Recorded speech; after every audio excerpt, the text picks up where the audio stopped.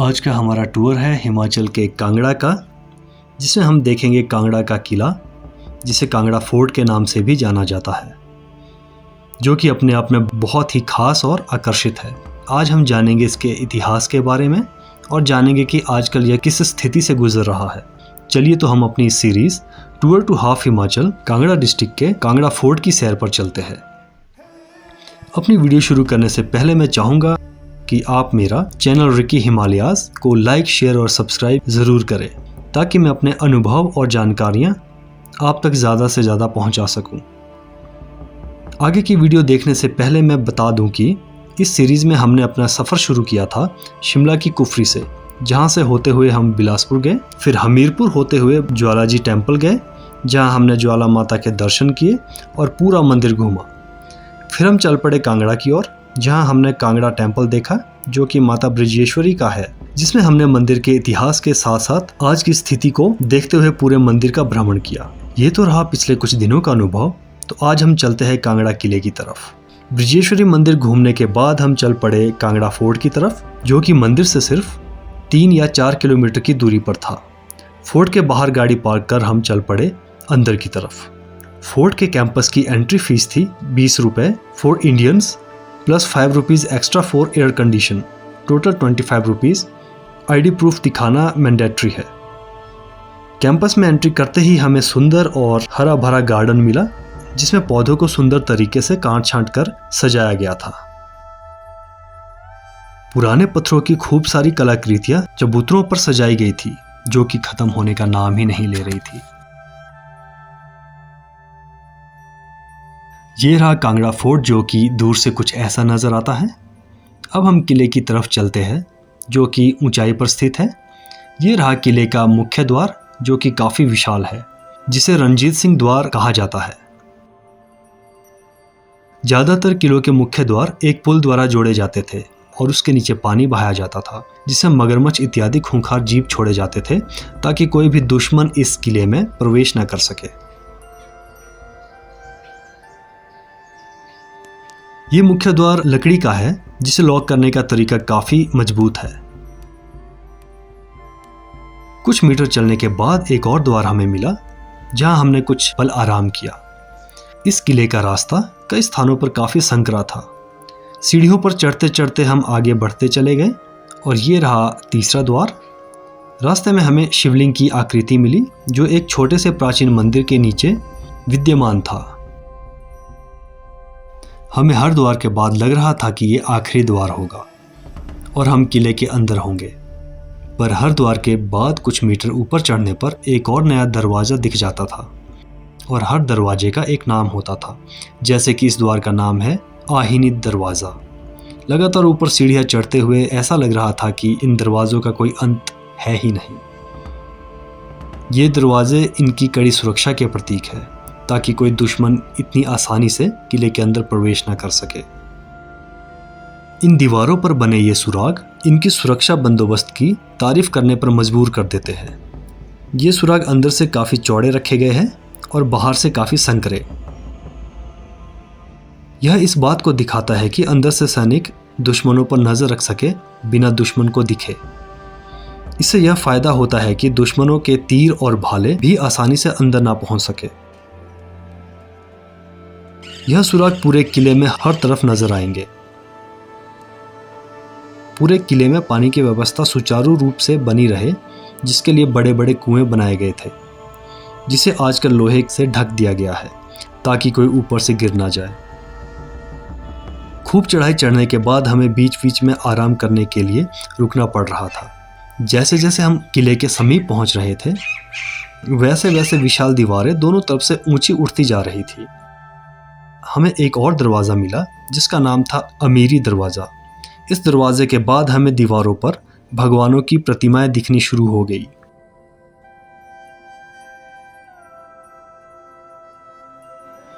बारिश के पानी को नालियों द्वारा रास्ता दिया जाता था, जो बहाव को कम करता था। अब ये रहा एक और दरवाज़ा, जिसका नाम है जहांगीर दरवाज़ा। उस वक्त के अनुसार हर कुदरती वस्तु का बखूबी इस्तेमाल किया जाता था। पत्थरों का उपयोग दीवारों के लिए और लकड़ियों का उपयोग लैंटर के तौर पर फर्श के लिए। काफ़ी ऊंचाई पर आने के बाद हमें अब बाहर का नज़ारा नज़र आना शुरू हो गया, जहां तक दुश्मनों का कोई भी हथियार पहुंच ना सके। ये पूरा किला काफ़ी नाप तोल कर बनाया गया था, जिसकी दीवारें काफ़ी सीध में नज़र आती है। नीचे काफ़ी दूर ये रहा किले का एंट्री गेट। जगह जगह पर काफ़ी सारे इस प्रकार के बेंच बैठने के लिए बनाए गए हैं आज की सदी में प्रशासन द्वारा।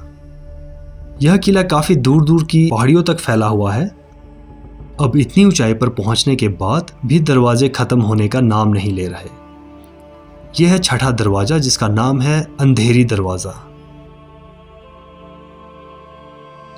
घने जंगल के बीच से होते हुए ये रास्ता जाता है किले की तरफ, जो ना जाने अभी कितना ऊपर और दूर होगा। हर एक मोड़ पर लगता है अब तो पहुंच ही गए होंगे। यहाँ से ये रोड काफ़ी खतरनाक नज़र आ रहा है, जो कि काफ़ी ऊंची चोटियों से गुजर रहा है, जिसकी ऊंची चोटियों पर एक मंदिर भी नज़र आ रहा है। अब ये रहा 7वां दरवाज़ा, जिसका नाम है दर्शनी दरवाज़ा, जिसके दोनों तरफ लिखा गया है गंगा यमुना, जो कि प्रतिमाओं के साथ है, जो कई शताब्दियों के बाद धुंधली होती जा रही है। ये रहा काफ़ी प्राचीन पेड़, जिसने आज तक अपने आप को सहेज कर रखा है। ये रहे छोटे छोटे कमरे, जिसमें शायद किले के लोग रहा करते थे।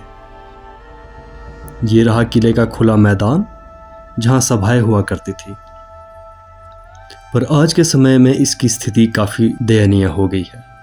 काफ़ी सारी इमारतें टूट चुकी है, जिसके अवशेष यहाँ जगह जगह पर बिखरे पड़े हैं।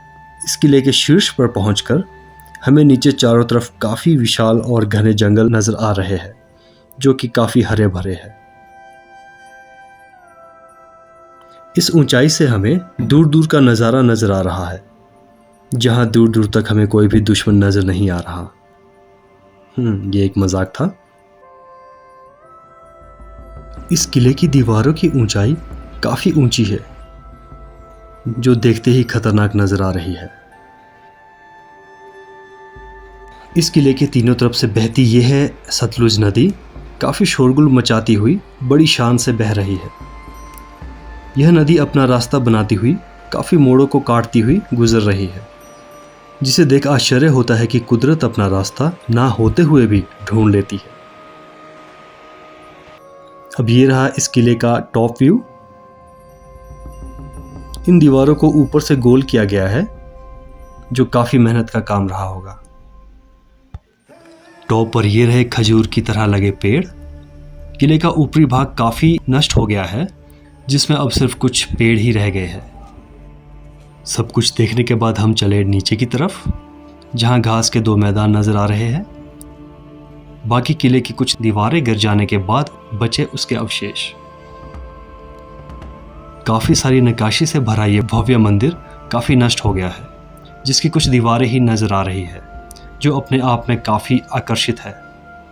इस तरह के यहाँ ये 2 मंदिर थे। इस मंदिर की भव्यता का यहीं से पता चलता है कि इसकी जो एक दीवार बची है वो ही कितनी भव्य है।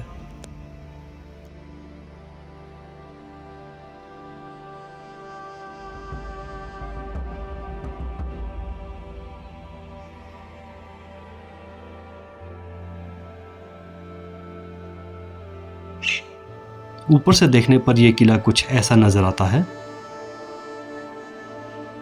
इमारतें गिर जाने के बाद इन स्थानों पर घास के छोटे छोटे मैदान बना दिए गए हैं।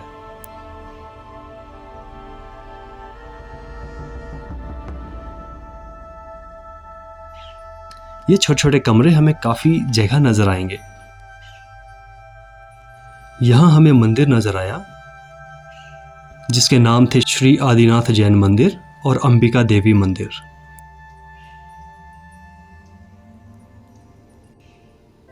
कई सारे खंबे तो गिर गए हैं, पर उनके स्तंभ आज भी विद्यमान है।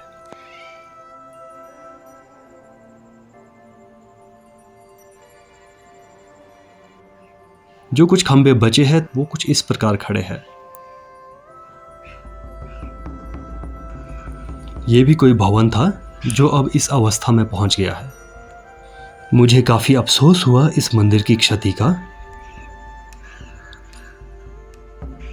ये देखिए ऋतिक राज कंवर साहब कहाँ बैठे हैं, जो कि इस दीवार की ऊंचाई को नापने की कोशिश में है। 1905 में आए हुए एक भूकंप ने इस पूरे किले को काफ़ी हद तक बर्बाद कर दिया था। कई दीवारों को इस तरह चिन्हित किया गया है।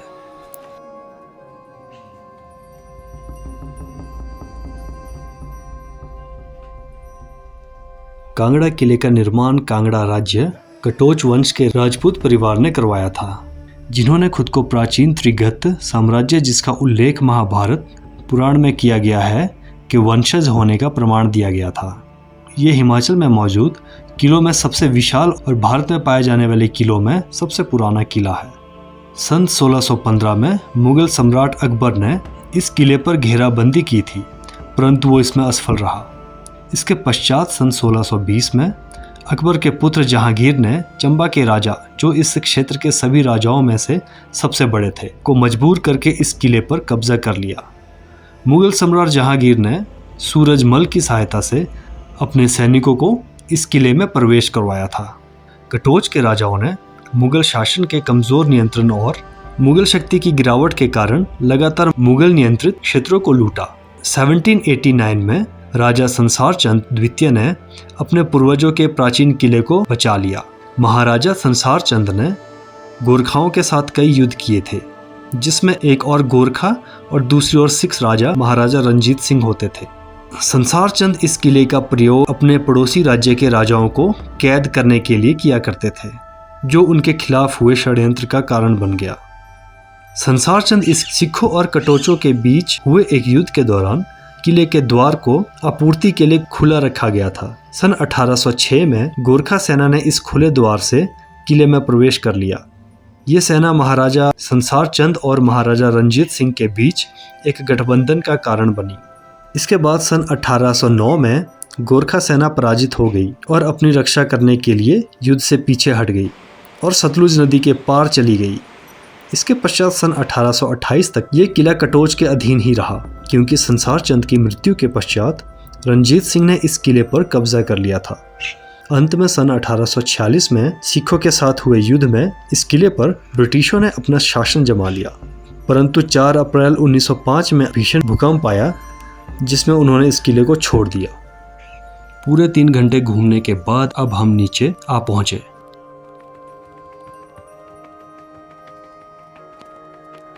जहां हमें दिखी है पानी की बावड़ी, जहां आज इसकी सफाई की जा रही है।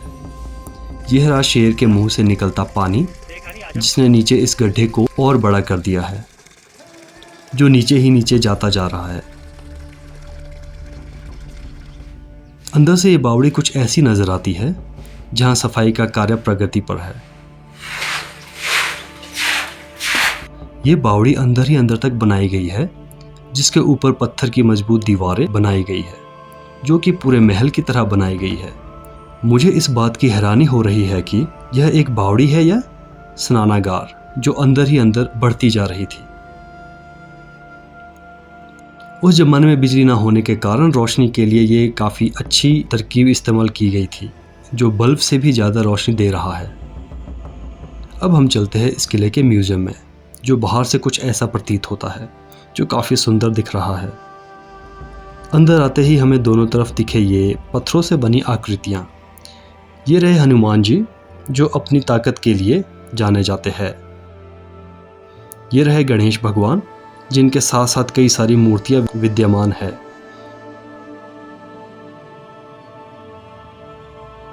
यह रहा शेर का मुंह, जिसके मुंह से पानी की बावड़ी में पानी निकलता है। कुछ पत्थर की आकृतियां शीशे के अंदर फ्रेम की गई है, जिन्हें लाइटों द्वारा सजाया गया है, जिससे ये लोगों को और ज़्यादा आकर्षित कर रहे हैं। ये रही देवता की पालकी, जो काफ़ी आकर्षित कर रही है। इसमें देवता का चेहरा पालकी के चारों दिशाओं में बनाया गया है, जो कि काफ़ी सुंदर लग रहा है। ये पालकी के शीर्ष पर लगाया गया छत्र भी काफ़ी आकर्षित है। इस किले के शीर्ष पर जो मंदिर नष्ट हो गया था भूकंप के कारण 1905 में, मुझे लगता है कि उसी का स्वरूप बनाया गया है। ये रहे पुराने वक्त के सिक्के, जो कई सारे अलग अलग रूप के रखे गए हैं। जिन्हें पास से देखने पर लगता है कि ये 2 आना का सिक्का है जो 1940 में प्रचलन में था। इसमें कुछ सिक्के अंग्रेजों के वक्त के हैं। ये तस्वीर इस पुराने किले की है जब यह प्राचीन वक्त में सुरक्षित हुआ करता था। यहीं पर हमारा आज का कांगड़ा फोर्ट का सफ़र ख़त्म होता है। अब हमारी अगली मंजिल है धर्मशाला की, जहां हम देखेंगे क्रिकेट स्टेडियम जो कि धौलाधार की बर्फीली पहाड़ियों की गोद में बनाया गया है, जो कि अपने आप में काफ़ी सुंदर है। फिर जाएंगे पालमपुर टी गार्डन, फिर उसके बाद बैजनाथ टेम्पल, फिर मंडी होते हुए वापस शिमला। अपनी वीडियो ख़त्म करने से पहले मैं चाहूँगा कि आप मेरे चैनल रिकी हिमालय को लाइक, शेयर और सब्सक्राइब करना ना भूलें, ताकि हमें और अच्छी वीडियो बनाने का हौसला मिल सके।